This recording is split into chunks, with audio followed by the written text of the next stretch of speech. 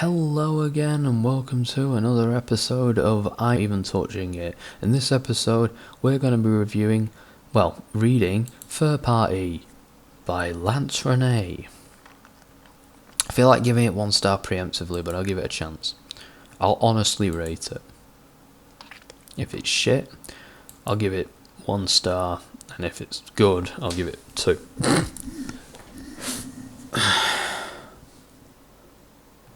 The party begins.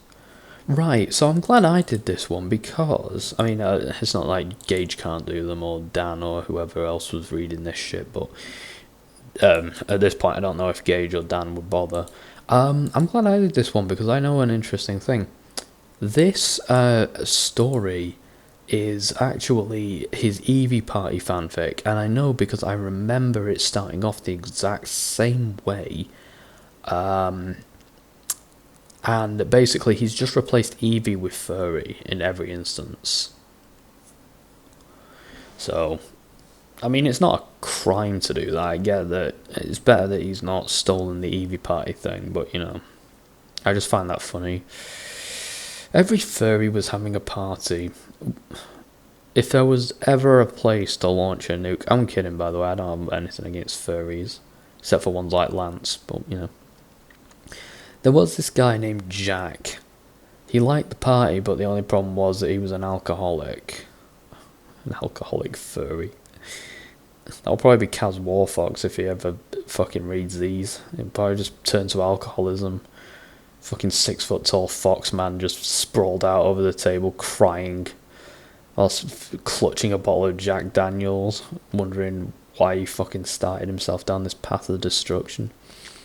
Jack couldn't stop drinking until he went to see a doctor, and the doctor did some tests, and the test came out, and the doctor said that Jack needs to stop drinking. So let me get this fucking straight. A medical professional sees you, and you say, I can't stop drinking, doc. So the doc goes away, does fucking tests, and says, dude, you should stop drinking so excessively. I would say this man deserves to have his medical license taken off of him, but he actually doesn't even deserve to live. But Jack didn't listen. Of course he didn't. He's a fucking alcoholic. He should be in rehab. So Jack, he continued to drink until he collapsed on the floor and somebody found him and called the ambulance to pick him up. Jack died that day. Good. But the party still continued. Yeah! Jack's dead party! Every furry enjoyed the party, but they knew about Jack, so they kept drinking down to a minimum. They could have just not had alcohol at the party. Like, they could have just had it as a non-alcoholic party out of respect and out of, consideration for their friend. The dude literally can't help himself, so they're like, oh yeah, let's just put the thing that he's addicted to out on the table and hope he doesn't use it. They had some snacks like peanuts, pretzels, everyone had fun at the party, they even danced a little until they got tired, went to sleep the next day, and they went out looking for more parties to join, until they found a party that they liked, and they started dancing a little, having some drinks. I like that Jack died and nobody fucking cares. Like, Jack fucking drops dead of alcohol poisoning. I don't even think the ambulance has come for him, have they? Oh, they called an ambulance to pick him up. Jack died. Okay, so he's been wheeled off, but like nobody cares that their friend died at the party. Like, I don't know about most people, but from what I can tell, if a person dies and gets pulled away in an ambulance, most parties just end, unless it's one of those fucking frat bro retarded shindigs that everyone's just there to get wasted and fuck and nobody cares about each other.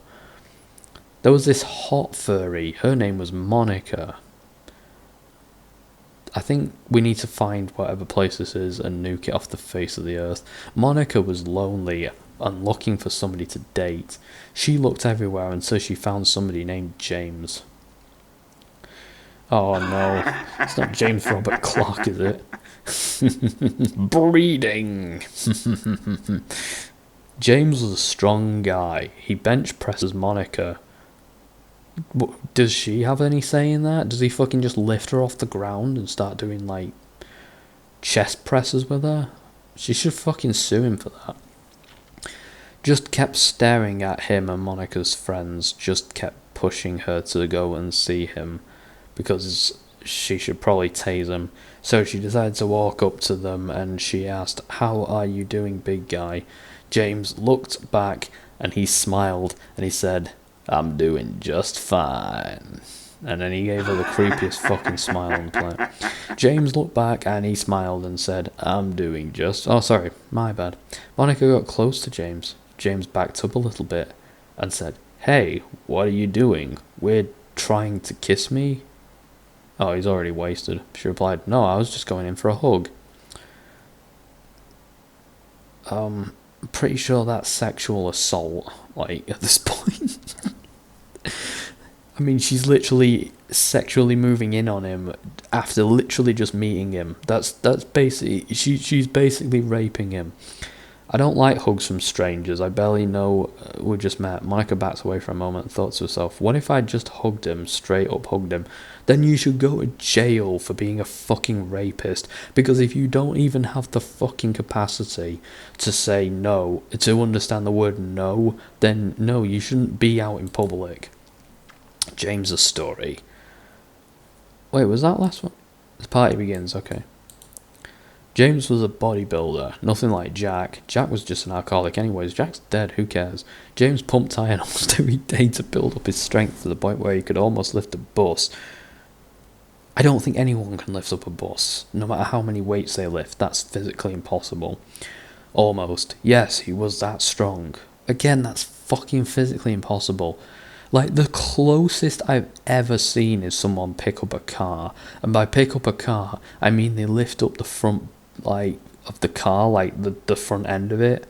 And then they sort of move it around a little bit, like, say, 45 degrees. And then they just put it down. I think I've seen somebody achieve that.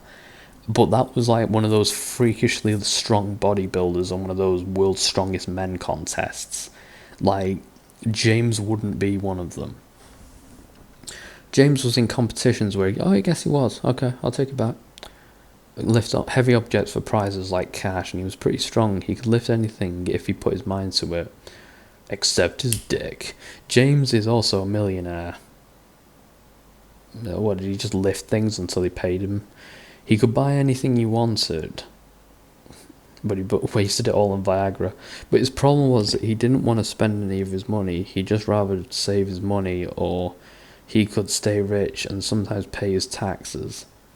You don't sometimes pay his taxes when tax time came. But he remained rich.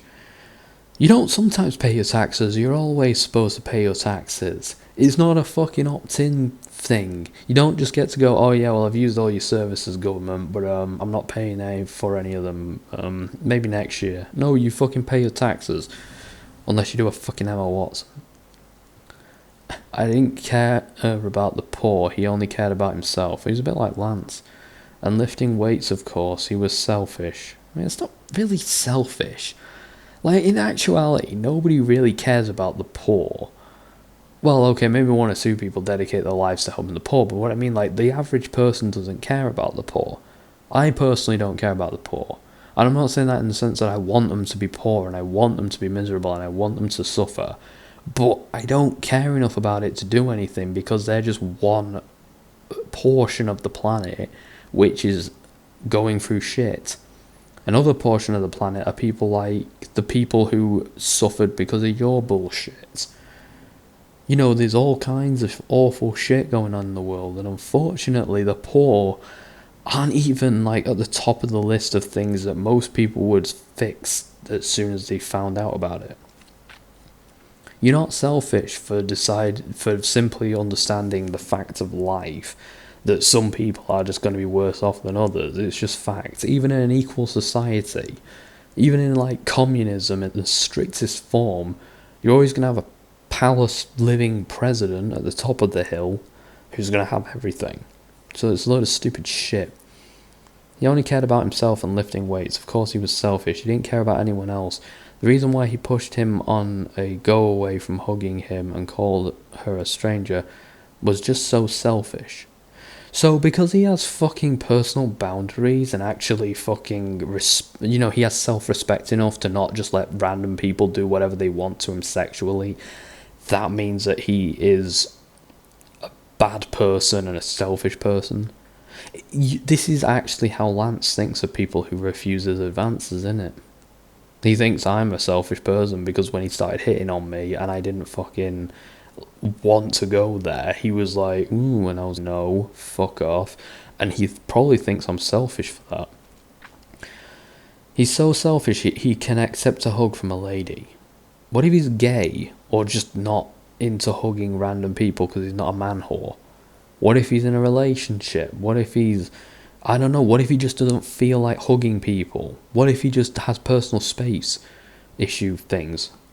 James liked AC/DC music. Do you listen to it every time he lifted his weights? I don't know when he lifts his weights, but I never listen to AC/DC, so I'm assuming not. I like that this book asks questions. Jack's story. Jack's dead, who gives a shit? Jack was an interesting person to say the least. What caused him to start drinking was this book. No, because he lost his family in a car crash, so he became an alcoholic. That is the most cliche reason to become an alcoholic. I assume his family died in a fucking car accident because he was drunk behind the wheel, which caused him to have liver failure. Good. And the first chapter of this book, because he drank so much he died. Jack had a job one time, but he lost his job because he wasn't doing what he was told. Lance says this a lot. Like, he says that he doesn't want to get fired for not doing what he's told. I wonder if he had a job but got fired for gross incompetence.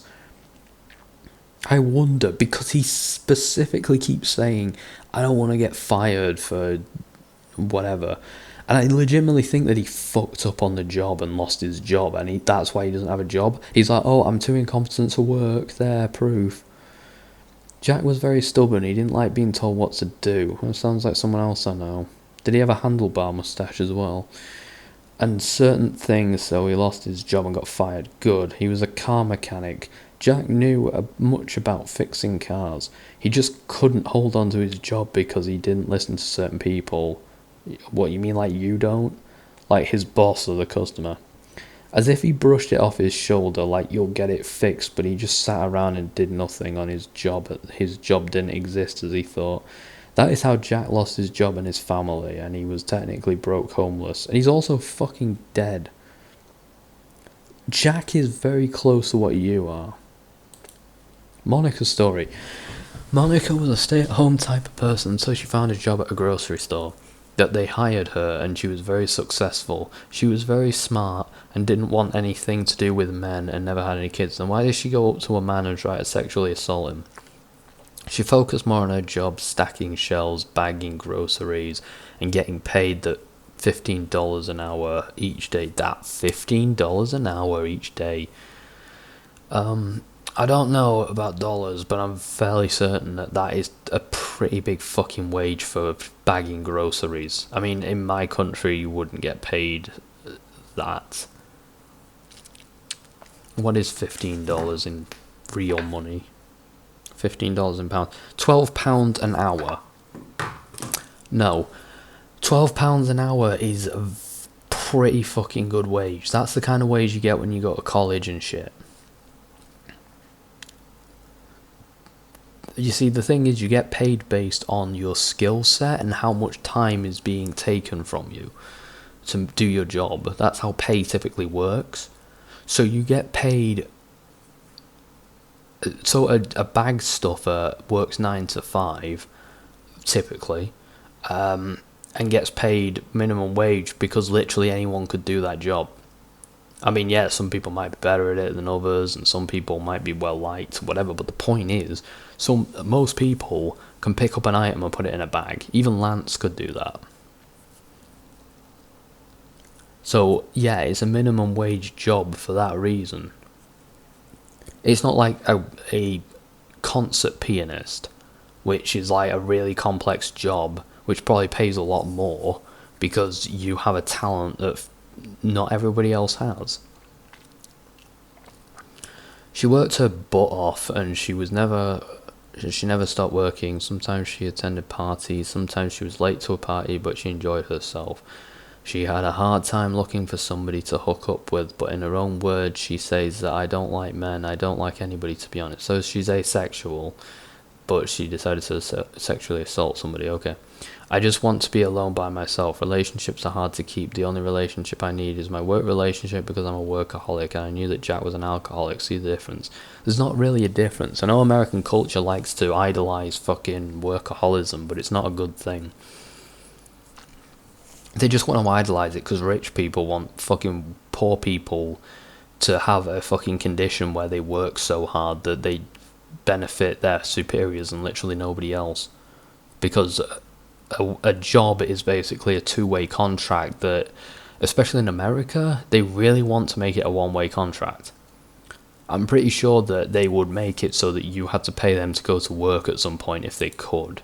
So yeah, workaholism is actually not as different from alcoholism. It's just that people look at it as a good trait when it's not really. I mean, it's not for you or the people around you. It's only good for the people who profit from it, i.e. your boss and his boss and the company. But otherwise, like workaholics, typically when they retire, they tend to commit suicide or have mental breakdowns because they wasted their entire life solely on their job and now they're nothing now that they've quit. Or they get fired and end up fucking killing themselves or whatever. The next party, James and Monica went to the new party that was about to start. They met the bartender. Bartender's name was John, and John was... Literally every male character has had J in the name. Personally, started having a couple of drinks, but not too much because they weren't alcoholic. You do realise you can get fucking wasted without being alcoholic, right? Because remember, Jack was an alcoholic. Oh, thanks for reminding me.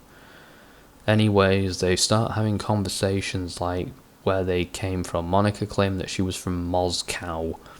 I just love that pronunciation. James from the States. Oh, that's why she's a rapist. She's from Russia. I don't know what the... Like, I don't know what... Just... and the bartender had no idea where he was from.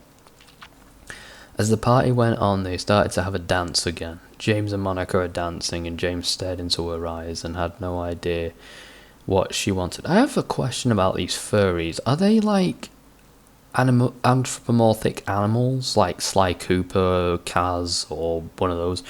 Or are they people in fursuits? I legitimately don't know. It's not been explained. And also, if they are furries, what animals are they?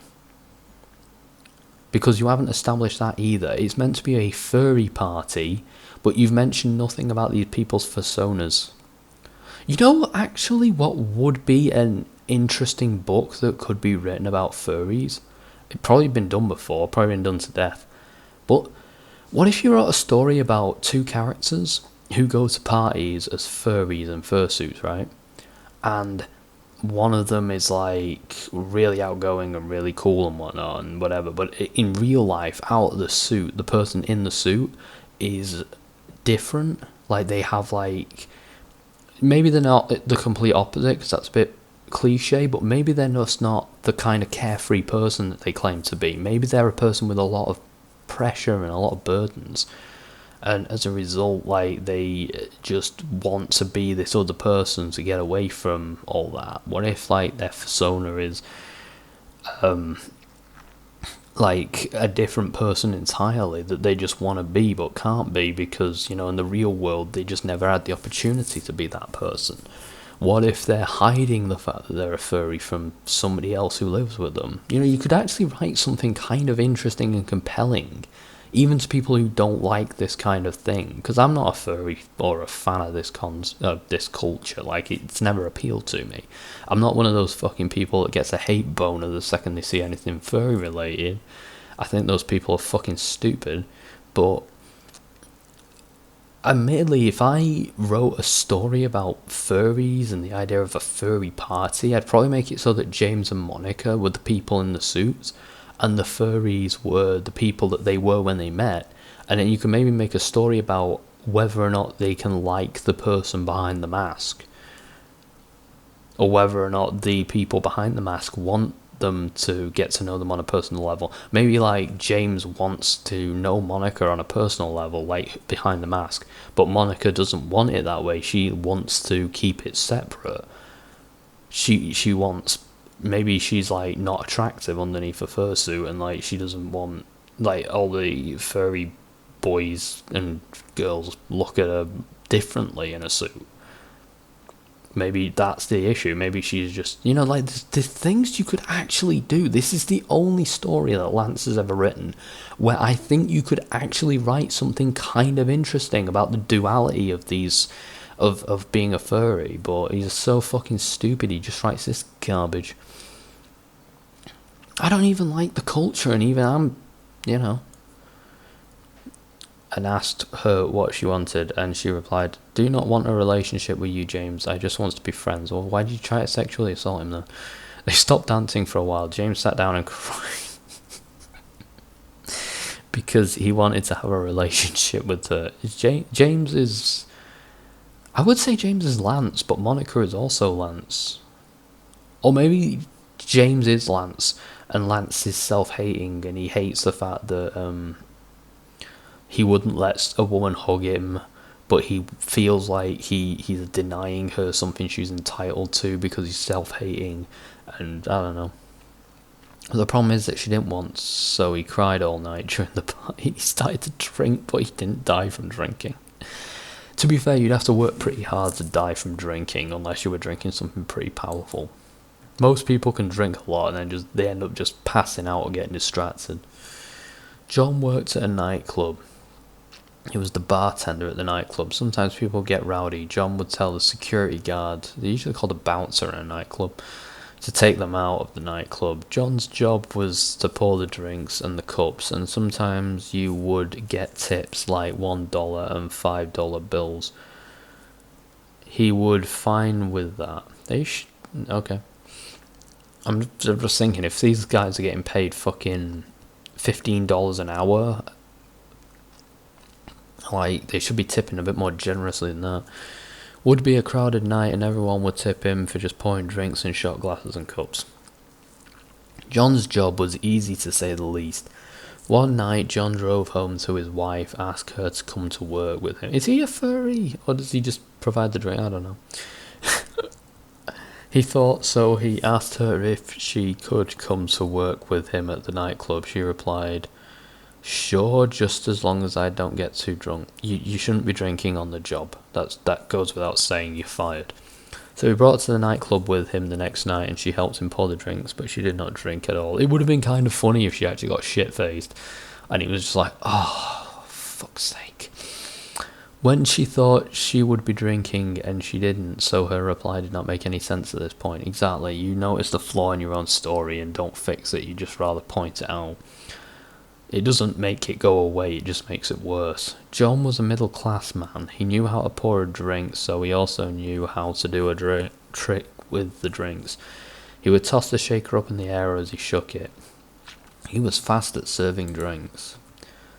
The speed chase. The next night, John got into his car and he rushed home. Then he saw red light and blue lights flashing and he went faster. Why?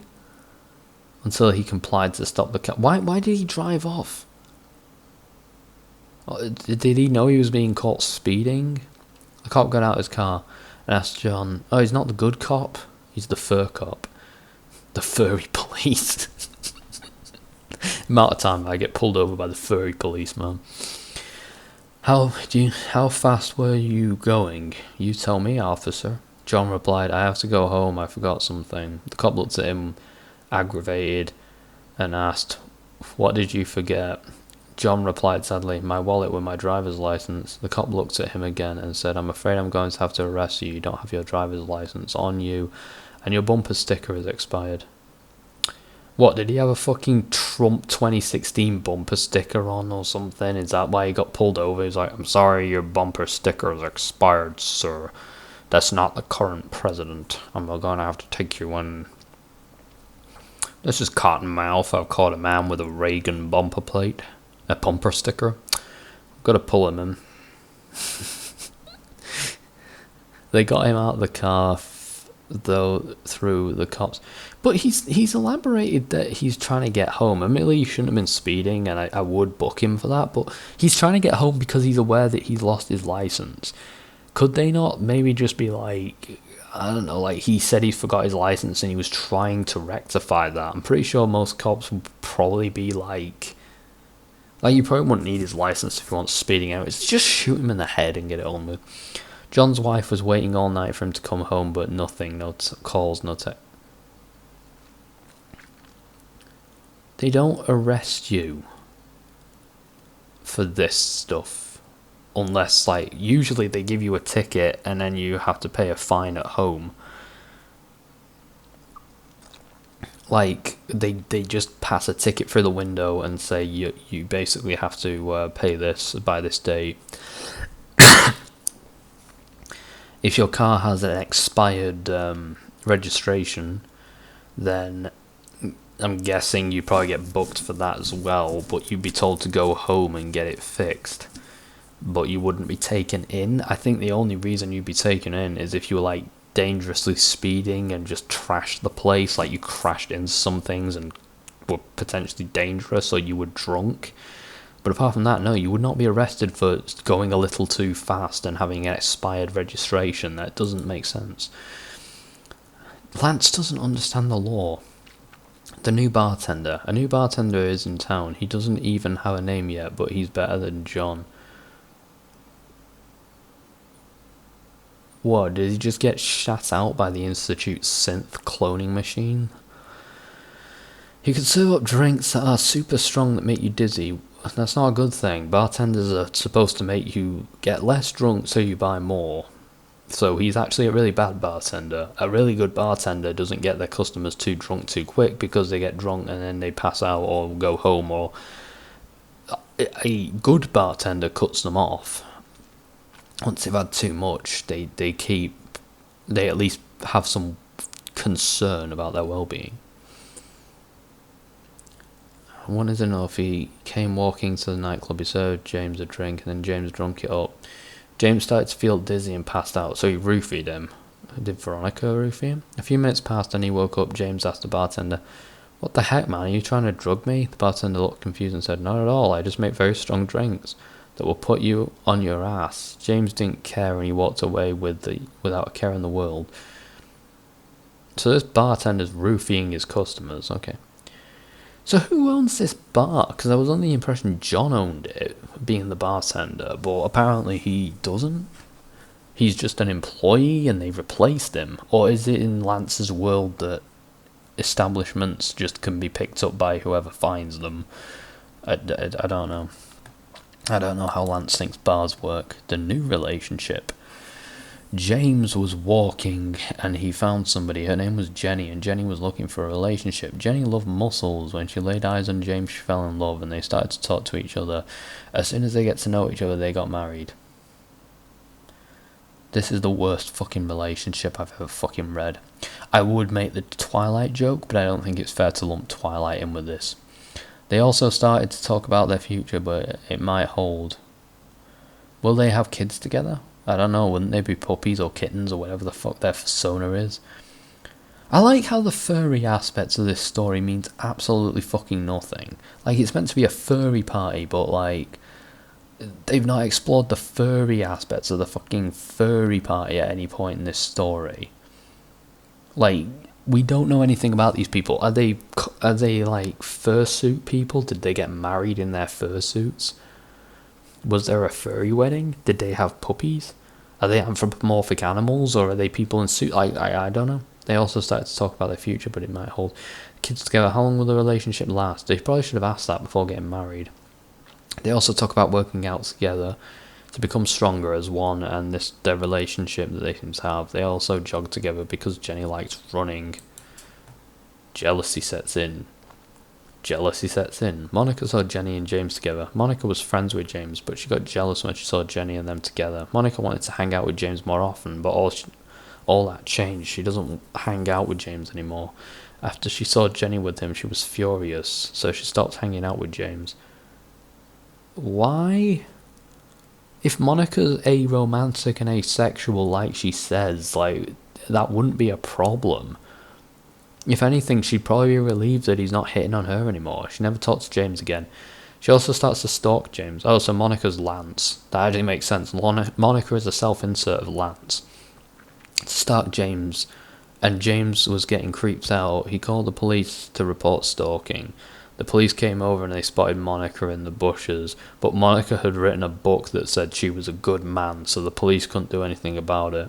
Monica was then cuffed, arrested for stalking. Fairly certain that you can't get arrested for stalking. I think you'd be arrested for prowling or trespassing. I don't think stalking is a crime, is it? Like, it might be. I don't know. I'm legitimately not sure. I'm pretty sure it wouldn't be called stalking, though. It'd be like something else. Jail cell. Monica was thrown in jail. Again, I don't know if you'd be arrested for this. I think you'd just be fucking driven away and then told not to do it again, basically. But whatever. In jail, and her partner was the old. I mean, I'd be all for a world where people like Monica get thrown in the slammer and never seen again. But unfortunately, we don't live in a civilized society. John got up and said, Monica was thrown in jail and her partner was the old bartender. John got up and said, "What are you doing here?" Monica replied, "I was arrested for stalking." John asked, "Who are you stalking?" Monica looked down in defeat and said, "I was stalking James, the person I wanted to be with." Why did you fucking reject him when he asked? You fucking told him you were aromantic. That's on you. That's your fault. Monica is a horrible fucking person. And what's funny is I could see Lance doing this. I could actually see Lance being this much of a dick, that he's such a controlling asshole, that someone shows interest in him. He tells them that he's aromantic and asexual and doesn't want anything to do with them. Then changes his mind when they found the love of their life, and then starts being a fucking weirdy-beardy stalker instead of just accepting that he fucked that up. Here's the thing. When I was 14 or so, right, I had a situation not unlike this. I didn't end up stalking anybody. But there was a girl who was interested in me. But at the time, I was very confused about what people I liked. And to be honest, I'm not entirely sure. I'm not entirely sure where that lies. I can't define myself, really. I'm all over the place. But at the time, I was adamant that I just wasn't into relationships, that I wasn't, sexually active. And in all honesty, I was, but I just refused to accept it. I was in denial. And I was under the impression already at like 14 or 15 that I was just incapable of holding up a relationship. And honestly, this girl is beautiful, she's kind, she's the perfect kind of weird. I, honest to God, still wish... I mean, I still wish I'd give it a chance. I still do, in some level. Like, I'm glad where I ended up, believe me. Like, I am with the love of my life, but I was lonely for so many years and lost. And not only was she offering me, like, a girlfriend, but she was offering me an entire world that I could have been a part of had I just fucking gotten over myself and said yes. And I had to live with that for a long time. I still kind of do. And you know what? The fact that Lance seems to think that the way to respond with that is to basically make the person's life a living hell after they personally find happiness and are no longer interested in you and they've moved on from your rejection, it pisses me off a little. Just a bit. And that they're selfish for not immediately, just accepting your advances without warning. Yeah. Lance being a Monica is why a lot of guys don't get a chance. Because women think they're all going to be like this. And that's why. I know that Monica's a woman in this story, but I'm very sure that Monica is a self-insert, whether Lance understands that or not. Monica behaves like Lance, and that is actually terrifying. But I guess it's never going to happen. She looks up sadly to John and asked him, "Will you be my boyfriend?" John backed down a little and said, "No, oh no, I can't be your boyfriend with you. I have a wife at home." Monica cried a bit and said, "I understand," as she sat down on the prisoner bed. Also, why are these two cellmates? They don't put men and women in the same cells because the men might rape the women or vice versa. I know that men rape other men and women rape other women, but like typically they avoid mixed gender in prison because honestly the rapes will be fucking rampant. I mean, dudes rape each other in prison all the time, so I can't even imagine putting a woman in there. Like, Jesus. The new party begins. Sorry, take it back. The new party beings. Now, with 2 characters locked up, there's 2 left, Jenny and James. There's 3 actually. There's the new bartender. Technically the cop as well. They decided to live their life together and dedicate themselves to each other for each moment that passes. That doesn't sound like a healthy relationship. Like, dedicating your life to one person is how you go crazy. The fact that Lance still thinks that this is how a relationship works is like... By they hold hands, they decided to make a new party and they called it FurParty. It was already called FurParty, wasn't it? Every moment they spend together, they decided what to do. Jenny wanted to work as a police officer. Oh, it's a Pokemon prequel. She became Officer Jenny. And James wanted to follow, but James didn't have the proper requirements. He also didn't know how to drive. So how could he be a police officer and this new fur party? I don't think you need to drive to be a fur party. Also, I don't know if not being able to drive would instantly disqualify you from being a cop. I mean, I'm not saying that it wouldn't. I just typically, I don't know. I assume it wouldn't. I know they do have some requirements in policing, like quite strict ones, but I don't know if not being able to drive would be one of them. So Jenny went off and did her thing. She went to the academy to train as a new officer. James decided to become a bartender instead. They both tried to stay out of trouble. What happened to that other bartender, the new one that was better than John?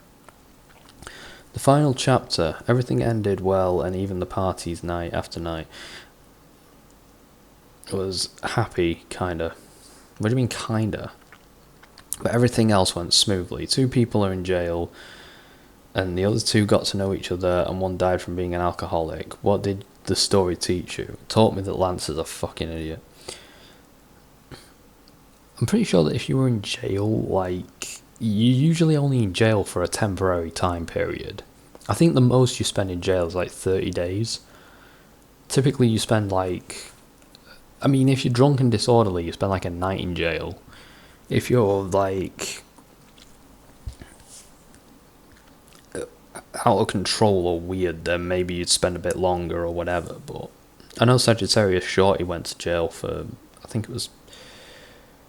Was it 30 days or whatever? Because she assaulted a cop. And given that this guy has only very lightly... I mean, the guy shouldn't even be in jail. And the woman, honestly, I don't know if she'd even be in jail either. But maybe she is. Like, I don't think she'd be in prison forever. She'd be in jail for like a couple of days, couple of weeks at most. Most people who do these things just get a fucking ticket. Really nothing, but I'm the author who put it together. Oh my god, will you stop fucking... Never mind. I'm trying to write non-fiction. Which means it's fake. No, it means that it's fucking real. Why are you writing if you don't know what the fuck you're doing? I'm trying to write non-fiction, which means it's fake. No, non-fiction means that it's real. You stupid prick. Fiction means that it's fake. Non-fiction means that it's real. I may have to stop here on publishing my books, make this be the final book for now until I get my stuff together. Okay. I'm not going to complain. Thank you for reading FurParty and have a nice day.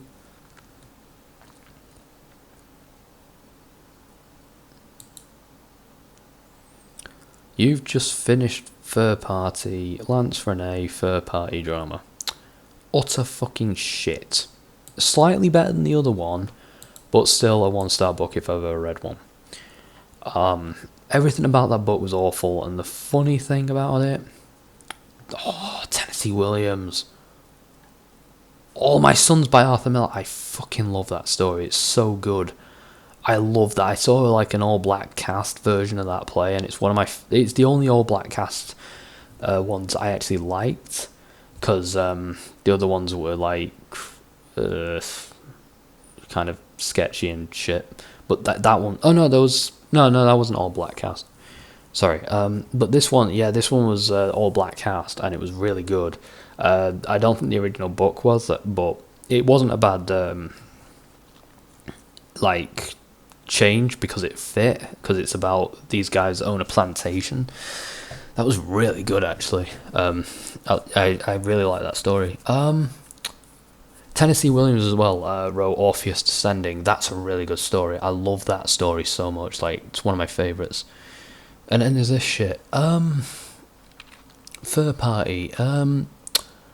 Honestly, this one could have maybe been something. Fly That Cannot Fly is complete dog shit. But, yeah, out of all of these, FurParty is the only one that I think has any fucking potential whatsoever, because, like I said, you could focus on the duality aspect of furry culture. You could focus on a few things. Maybe you could do one of those things where, like The Street, that was a good story, where basically it was all on one street, and there was 7 episodes, I think, and each episode was in the same time span of like a few weeks, I think it was, but each story was from a different neighbour's perspective, a little like vantage point, and each character had their own thing going on, but they sort of crisscrossed each other's stories. Like in episode 1, this kid gets hit by a car, and that's like a major plot point in everybody's episode, because if a kid gets run over on your street by another one of your neighbours, obviously that's going to make everyone come out of the house like, what the shit? And that was like a really interesting story. And I think with FurParty, you could maybe actually do something cool like that, where you could tell this story about a party. You could tell the story about a furry that dies in the corner, and everyone's like, what the fuck? And they don't even know he's dead because he's in his stupid fursuit. That would be really funny, actually, I'm not going to lie. And then it explores the fact that behind the scenes he's an alcoholic and whatever else. You know, you could have maybe done that, but that would have required effort, and it would have taken longer than a single afternoon to write, so clearly that's never going to happen. Yeah. So, it's complete bullshit. FurParty is probably the most competent fiction book that Lance has written, in my opinion. Probably the most competent of the fiction books. That's not saying much, but compared to this one, what was a fucking mess. This, which is aggravatingly stupid. This that's retarded, and I haven't read this one, but Gage reckons it's fuck awful. I think this one might be the best thing, fiction-wise, he's ever written. Oh, sorry, non-fiction. Breeding. My name is Professor Curious, and I'll be doing a video on you.